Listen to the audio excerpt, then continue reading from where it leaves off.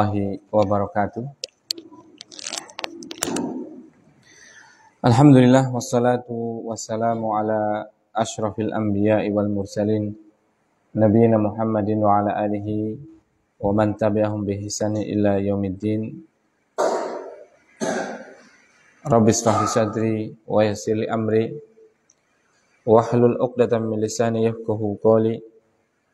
Rabbana urzuqna ilman nafi'an wa rizqan thayyiban wa amalan mutaqabbala.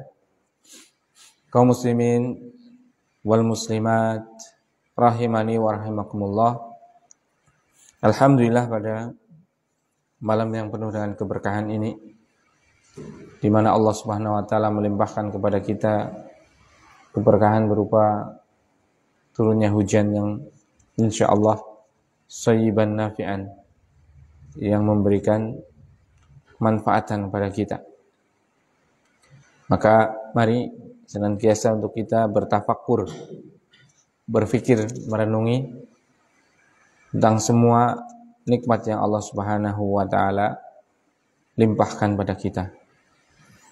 Kemudian salawat dan salam mari kita perbanyak dihunjukkan kepada baginda yang mulia Nabi kita Muhammad sallallahu alaihi wasallam serta keluarganya, sahabatnya, dan seluruh kaum muslimin dan muslimat yang senantiasa berpegang teguh dengan ajaran beliau sallallahu alaihi wasallam.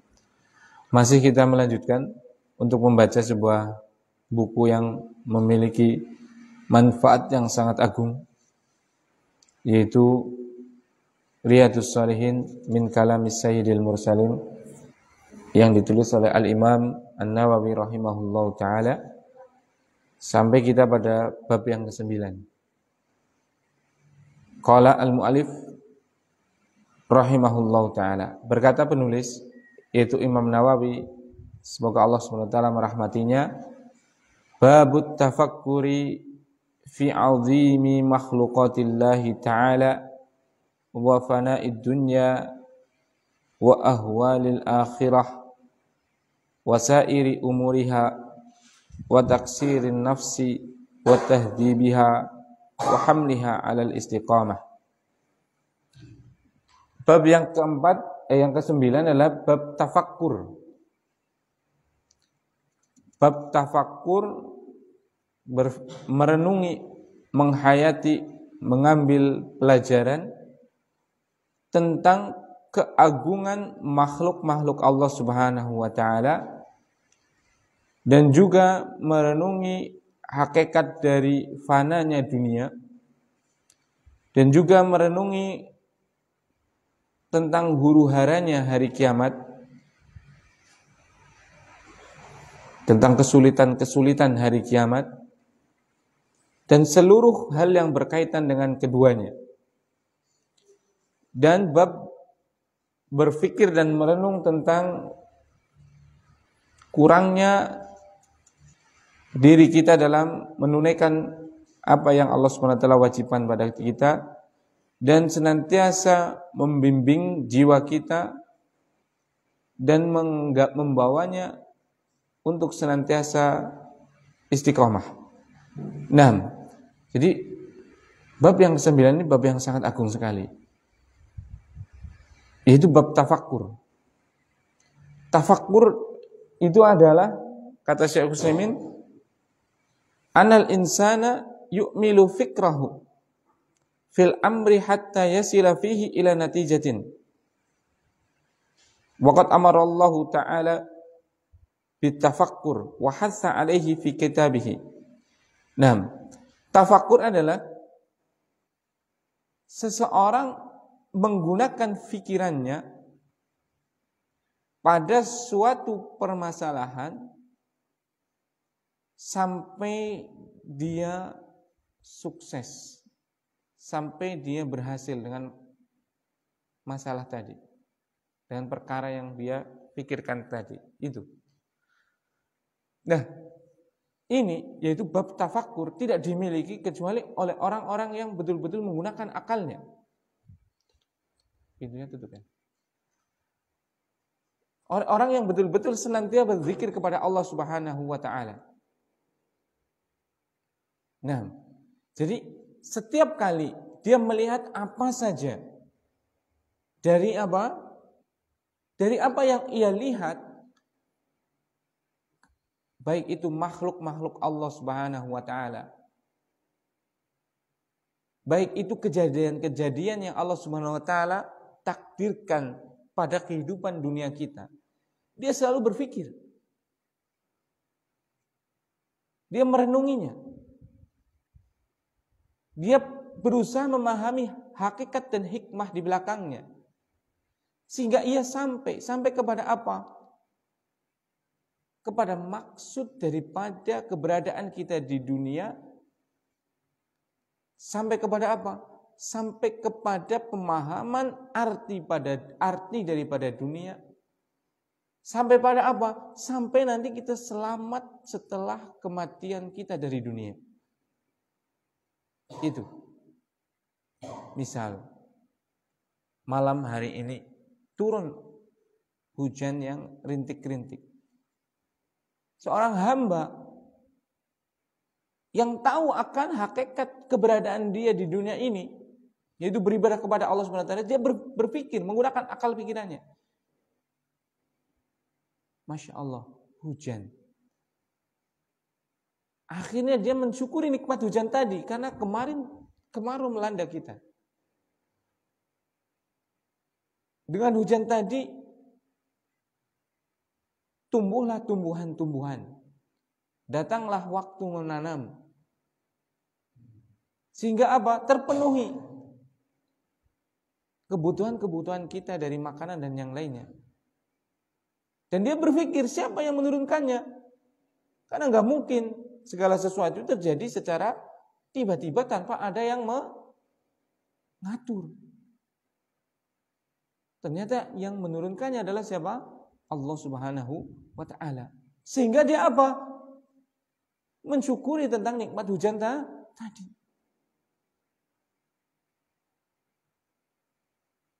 Terus seperti itu. Di dalam kehidupannya tidaklah ada apa yang ia lihat dari makhluk-makhluknya Allah, dari kejadian-kejadian, kecuali apa? Dia berpikir. Sehingga dengannya hatinya selalu ingat kepada Allah.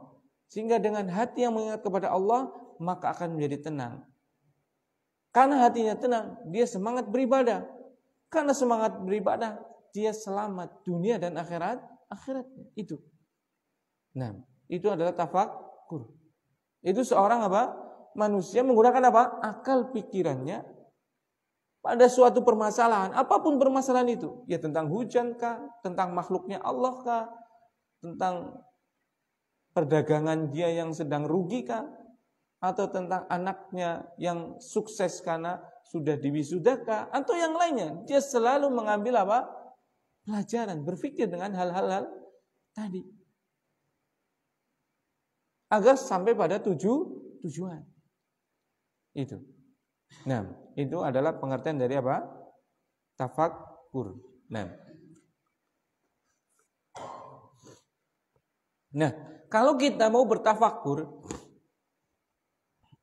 Imam Nawawi rahimahullah ta'ala menyebutkan tafakkur yang paling bermanfaat itu yang pertama adalah tafakkur tentang keagungan makhluk-makhluk Allah. Keagungan makhluk-makhluk Allah Subhanahu wa ta'ala. Karena tatkala dia melihat agungnya makhluknya, otomatis dia akan mengagungkan kepada siapa? Penciptanya. Tatkala dia melihat bagaimana langit itu begitu tinggi menjadi atap daripada bumi, tapi tidak ada tiangnya. Tidak ada penyangganya. Tatkala dia memikirkan betapa luasnya dunia, bumi ini. Dengan berbagai macam segala sesuatu yang dibutuhkan oleh kita sudah ada di bumi tersebut. Bayangkan, makhluknya aja sebesar itu, makhluknya aja semanfaat itu. Bagaimana dengan yang menciptakannya? Itu. Jadi kita berpikir yang pertama adalah berpikir tentang makhluk-makhluk Allah. Ambil pelajaran. Seperti itu. Kita jalan-jalan ke pantai, melihat betapa luasnya samudra dan betapa manfaat yang ada dalam jutaan daripada samudra tersebut. Dari airnya yang bisa kita gunakan untuk membuat garam yang merupakan salah satu pokok daripada rasa. Dari isi lautnya yang mungkin berapa miliar ton ikan yang sudah kita konsumsi. Tiap hari ribuan ton diambil, tidak pernah habis. Langkah sing baru ini ya. Iya kan? Coba jenengan emang pernah apa? Maring Cilacap terus ngiseni bawal. Enggak ada satupun, ya kan? Orang yang apa? Ngisi pantai selatan dengan apa? Iwak bawal, apa kating, ya kan? Enggak ada. Padahal diambil tiap hari ribuan ton, jutaan ton mungkin kalau satu dunia. Tapi apa? Masih terus ngiseni, orang ngempani, orang tahu. Ada nggak yang tiba-tiba itu ke laut apa sih? Lah kayak tilik bawahnya mau ke sekedar burung tempani lah. Nggak ada itu kan? Subhanallah. Tapi apa? Ada terus. Dari nelayan yang ecek-ecek sampai dengan nelayan beras yang menggunakan pukat harimau. Katanya jangan pakai pukat harimau nanti punah. Ternyata nggak punah-punah juga. Bayangkan coba. Betapa rahmat, betapa sayangnya Allah Subhanahu wa taala kepada kita. Itu baru dengan lautnya. Bagaimana dengan buminya yang menumbuhkan tumbuhan, buah-buahan, makanan pokok, barang tambang, semuanya Allah sediakan bagi kita. Bagaimana dengan langitnya yang melindungi kita dari panasnya matahari, menurunkan dengannya hujan dan yang lainnya. Subhanallah. Pakai akal kita, pakai pikiran kita, yang pertama adalah memikirkan tentang keagungan makhluk-makhluk Allah, sehingga kita akan mengagungkan kepada siapa? Penciptanya, yaitu siapa? Allah Subhanahu wa taala semata. Jangan mikirin naudzubillah, summa naudzubillah. Mikirin apa? Slot. Judi online. Astagfirullahaladzim. Gak ada manfaatnya. Memikirkan pada perkara-perkara yang sepele. Manuk dipikirna.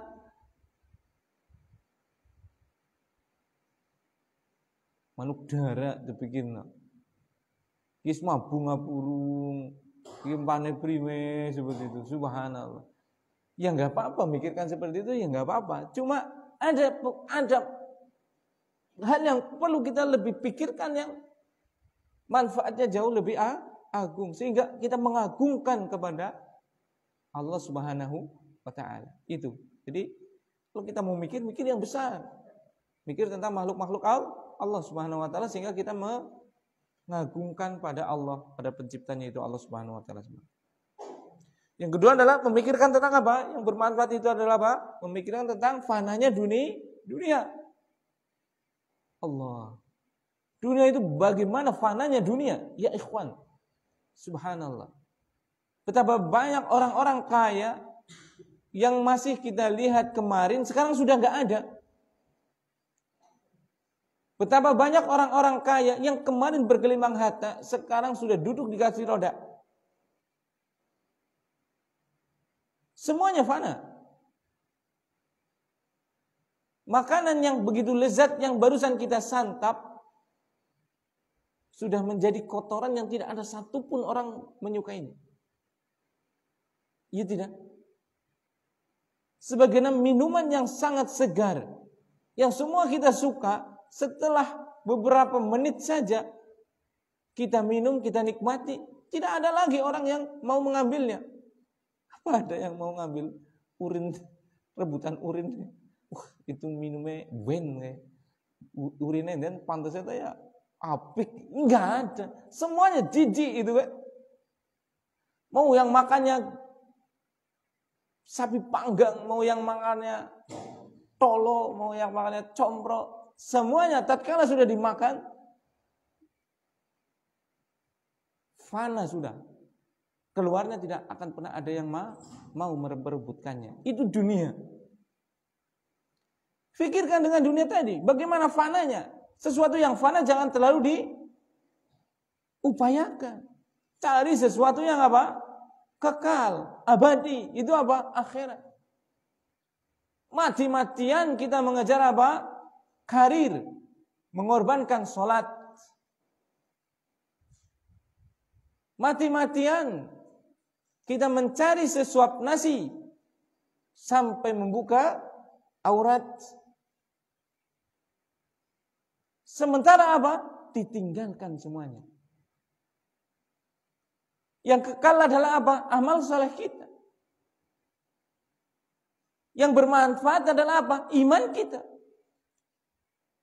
Allah Subhanahu wa taala berfirman, "Yauma la yanfa'u malun wala banun." Hari akhirat itu hari di mana tidak ada manfaat mal, harta kekayaan enggak ada manfaatnya sama sekali. Wala banun, anak-anak enggak punya manfaat, enggak bisa memberikan manfaat kepada kita. Kecuali yang datang kepada Allah dengan hati yang salim, dengan hati yang selamat, dengan hati yang tunduk mentauhidkan Allah, beriman kepadanya semata. Itu. Barakallahu fiik. Maka syukuri nikmat akal yang Allah Subhanahu wa taala berikan kepada kita. Tapi gunakan nikmat akal itu untuk berpikir hal yang memberikan manfaat pada kita. Pikirkan tentang fananya dunia.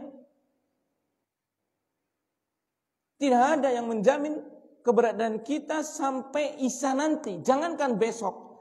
Sampai Isya nanti aja siapa yang berani menjamin dia masih hidup.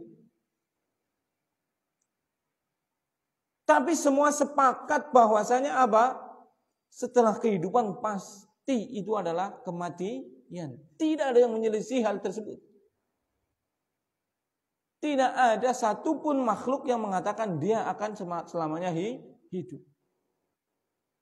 Dan sepakat semua, baik seluruh agama, seluruh akal yang sehat, bahwasanya setelah kehidupan, setelah kematian itu ada pertanggungjawaban.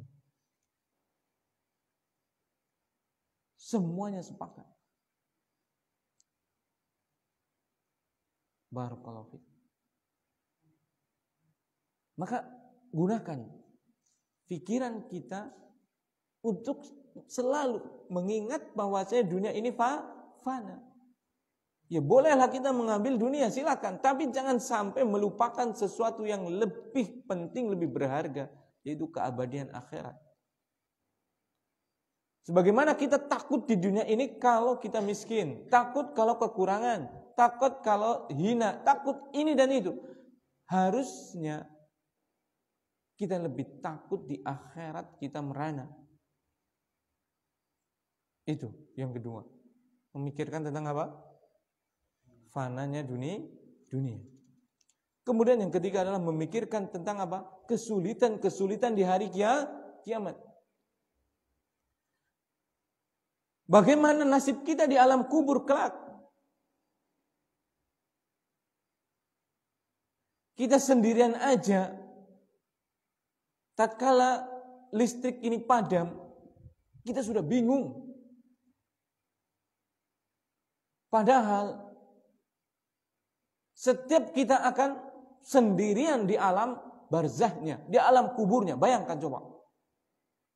Pikirkan itu. Kemudian datang dua malaikat yang akan mengujinya dengan ujian kubur. Bisakah kita menjawabnya? Tahukah soalnya? Tahukah jawabannya? Itu yang harus dipersiapkan. Bagaimana lamanya kita menanti hisab? Bagaimana matahari itu panasnya di padang mahsyar tatkala Allah Subhanahu wa taala dekatkan matahari kepada hamba-hambanya. Ada jalan keluar, ada. Yaitu ada naungannya Allah. Di mana tidak ada naungan di hari tersebut kecuali naungan Allah. Nah, siapa yang dapat naungan tersebut? Tahu tidak? Orang-orang yang mendapat naungan di hari kiamat nanti. Orang itu seperti apa sifatnya? Amalan apa yang ia lakukan sehingga apa? Mendapatkan naungan. Sab'atun yudhilluhumullahu fi dhilli yauma la dhilla illa dhilluh. Ada 7 golongan yang mendapatkan naungan di mana tidak ada naungan kecuali naungan Allah Subhanahu wa taala dalam hari tersebut. Siapa 7 golongan tersebut? Tahukah kita? Jangan-jangan kita tidak tahu sehingga kita bukan naudzubillah. Sehingga tidak termasuk daripada apa? 7 golongan tersebut. Bagaimana coba? Bayangkan. Tatkala panas saja kita sudah sembromong, itu padahal jarak daripada matahari ke bumi itu berapa juta tahun cahaya itu. Jauhnya bukan main. Ini matahari didekatkan coba. Panasnya bagaimana? Ini. Bagaimana kita bisa menyeberang Shiratal Mustaqim dan yang lain-lainnya. Pikirkan akhirat. Itu yang ketiga. Itu kita tafakkur tentang apa? Kesulitan-kesulitan hari akhir. Sehingga akan memutus ketamakan kita terhadap dunia. Sehingga akan memotivasi kita untuk semangat untuk beribadah. Tapi kalau otak pikiran kita hanya dipakai untuk apa? Dunia. Panas hidup kita. Tidak akan pernah selesai yang namanya dunia. Dengan hawa nafsunya. Tidak akan pernah selesai yang namanya hawa nafsu. Sudah punya domba 1, kepengen 2. Sudah 2, pengen 3. Sudah pengen 3, pengen 10. Begitu seterusnya. Tidak akan pernah selesai.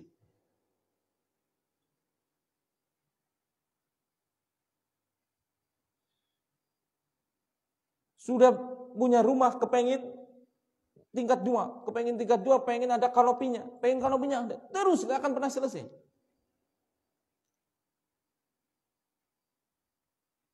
Masih jalan kaki, pengen punya sepeda. Sudah pengen sepeda, pengen punya motor. Sudah punya motor, pengen punya mobil.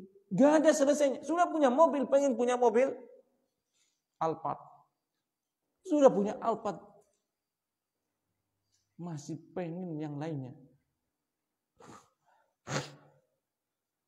Yang memutusnya apa? Tanah. Baru. Hawa nafsunya apa? Pupus, karena sudah mati, dipendam di bawah tanah. Itu kalau pikiran kita nggak gunakan untuk apa? Berpikir tentang huru hara hari kiamat, maka hawa nafsu kita yang akan menguasai kita. Padahal hawa nafsu itu Allah mensifati dengan apa? Innan nafsa la ammaratum bisu ila man rahimah rabbuh. Sungguh yang namanya hawa nafsu itu akan senantiasa betul-betul memerintahkan kepada keburukan, kecuali yang dirahmati oleh Allah Subhanahu wa taala. Itu tidak akan pernah selesai. Yang namanya mengikuti hawa nafsu, enggak akan pernah selesai. Barakallahu fikum. Makanya banyak-banyaklah apa? Kita berpikir, tafakkur. Itu yang ketiga, berpikir tentang kesulitan-kesulitan hari akhir. Wasairi umuriha, dan seluruh perkara-perkara yang berkaitan dengan fananya dunia dan apa? Kesulitan-kesulitan hari akhir. Kemudian yang keempat, wa taksirin nafs. Kita berpikir merenung apa? Kekurangan jiwa kita, kurangnya amal, kurangnya bekal, banyaknya maksiat yang sudah dilakukan. Coba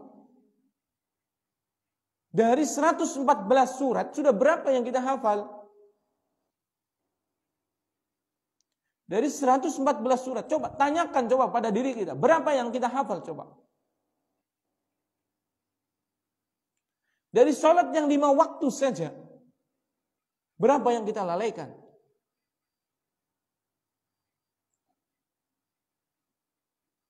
Dari hadis-hadis Nabi Shallallahu Alaihi Wasallam, mungkin sampai umur sudah setua ini belum pernah kita membacanya, menghatamkannya Sahih Bukhari.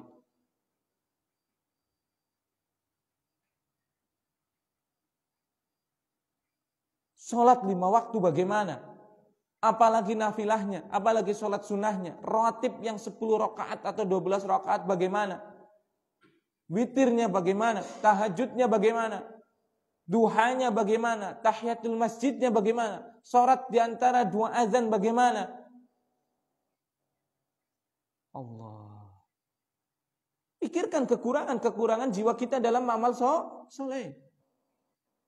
Jangan kita memikirkan apa yang Allah Subhanahu wa taala berikan kepada hambanya berupa sifat-sifat dunia. Allah berikan kepada saudara kita mobil. Yang kita pikirkan adalah mobil. Allah titipkan pada saudara kita ladang yang luas, kita yang panas. Allah Subhanahu wa taala titipkan kepada saudara kita lemari es 4 pintu, kita yang kedinginan coba. Malah kita yang menggigil, aduh ki kepriwe nyong tuku lemari es kayak sih regane pira. Lemari es kok bisa pintune papat. Lah canggih orang umum mesti kan korupsi kan, jelas kan. Bisa-bisanya orang lain yang beli kulkas 4 pintu, kita yang menggigil. Seperti itu, barakallahu fikum. Yang kita pikirkan adalah bagaimana kekurangan kita dalam amal soleh kita. Bagaimana bekal kita sementara usia terus-menerus berjalan. Tidak bisa kita berhenti sejenak. Gak ada satupun dari kita yang bisa menghentikan waktu. Siapapun dia. Tidak ada. Semua kita masih ingat bagaimana dulu kita masih kecil.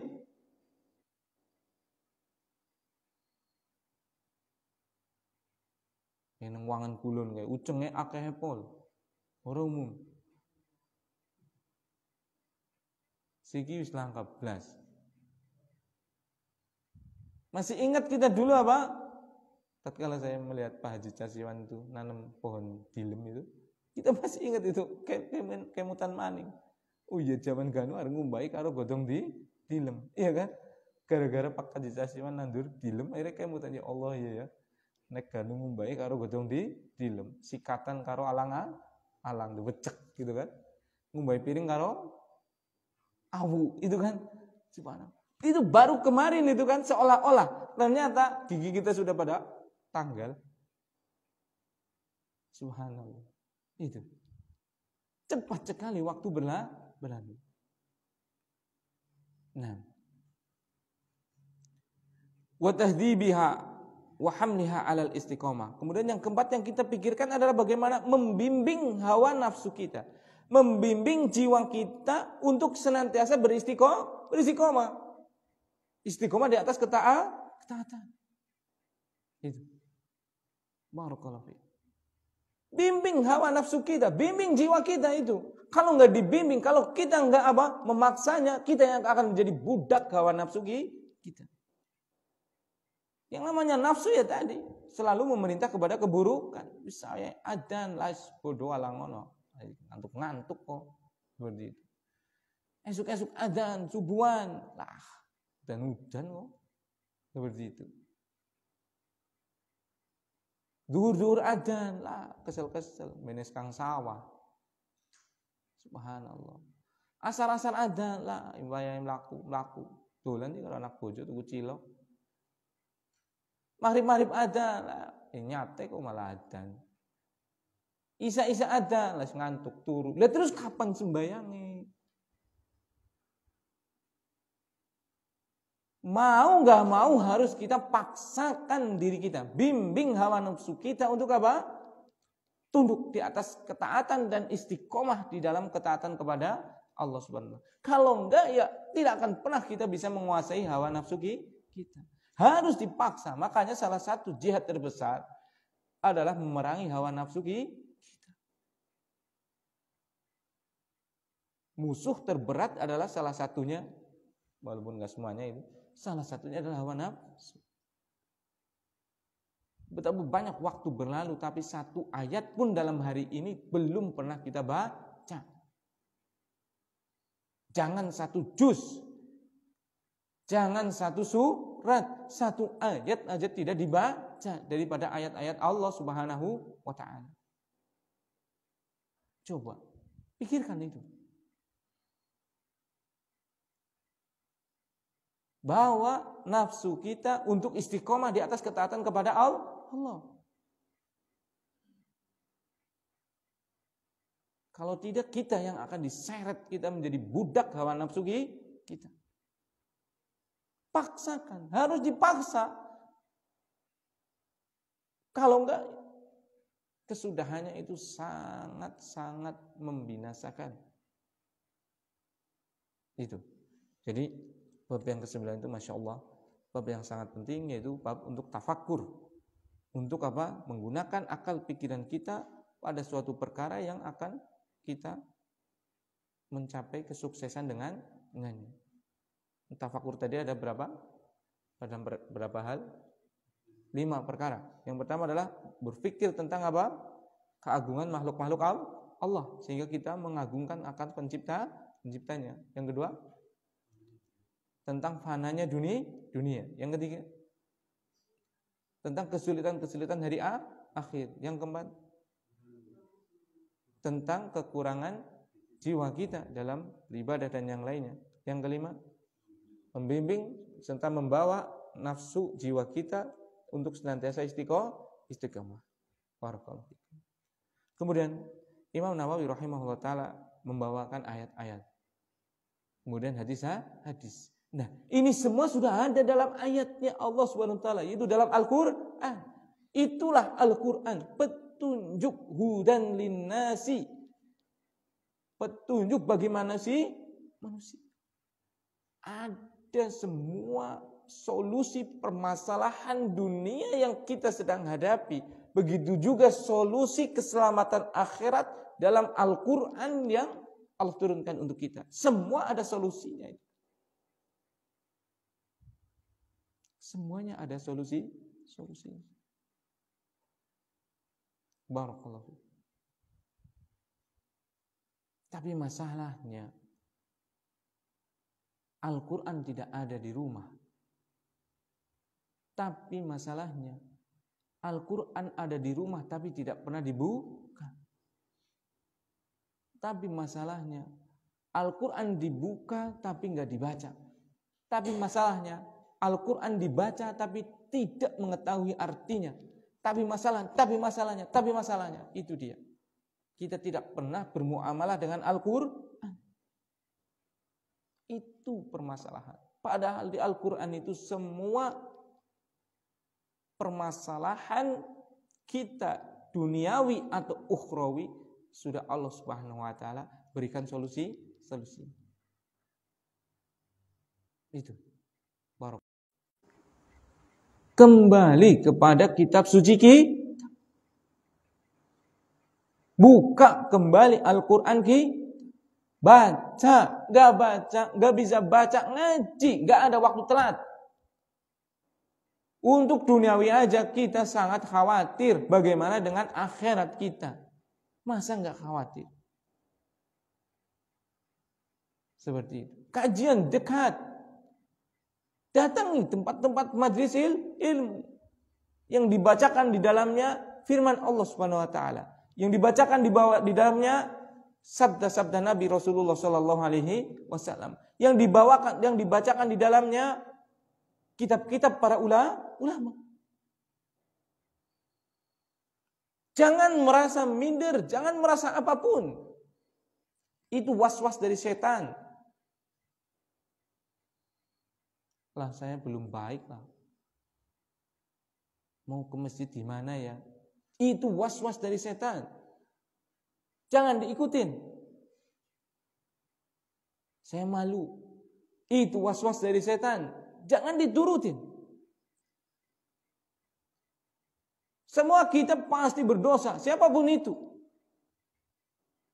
Tidak ada dari satu orang pun kecuali dia pernah melakukan kesalahan.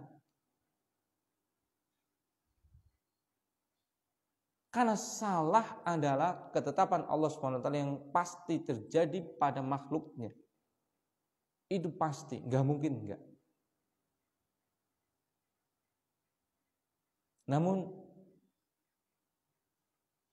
Allah masih memuji orang yang bersalah itu dengan sebaik-baik orang salah. Ada orang salah tapi dia sangat baik, yaitu yang mau taubat.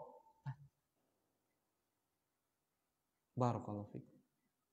Nah, kemudian Imam Nawawi di sini membawakan beberapa ayat, kita baca. Yang pertama adalah firman Allah Subhanahu wa taala dalam surat Saba ayat yang ke-46. Allah Subhanahu wa taala berfirman, A'udzu billahi minasyaitonir rajim. Qul innama a'idukum biwahidah an taqumu lillahi mathna wa furada thumma tatafakkaru.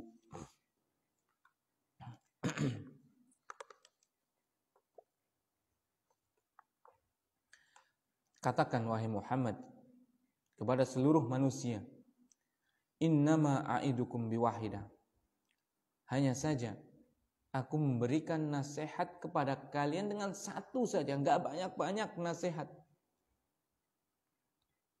Satu nasihat yang sangat penting. Apa nasihatnya? Antaqumu lillah. Engkau berdiri karena Allah Subhanahu wa taala, engkau salat, engkau beramal soleh lillah, ay mukhlisan lahuddin, itu mengikhlaskan kepadanya seluruh amalan kita. Itu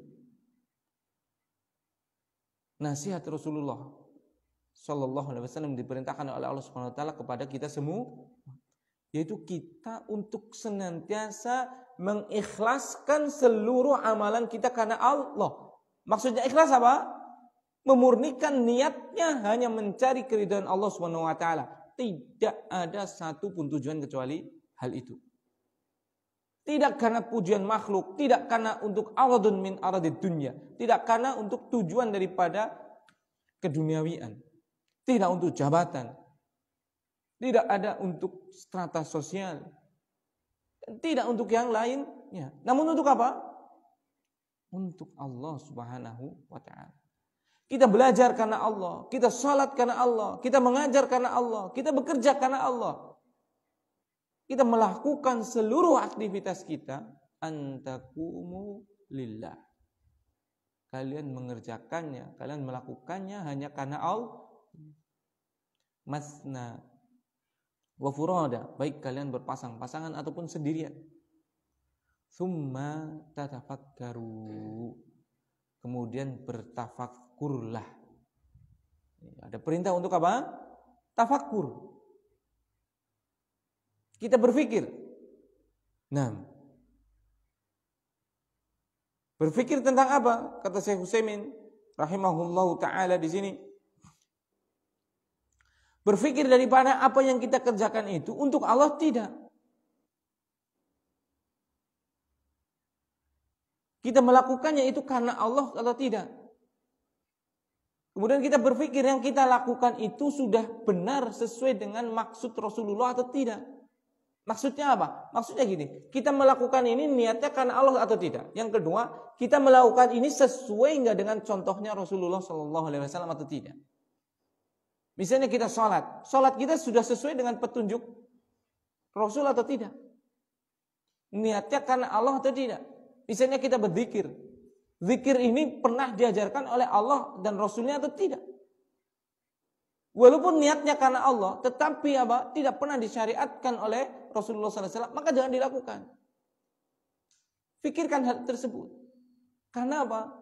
Rasulullah SAW bersabda, Man amila amalan laisa alaihi amruna fahuwa raddun.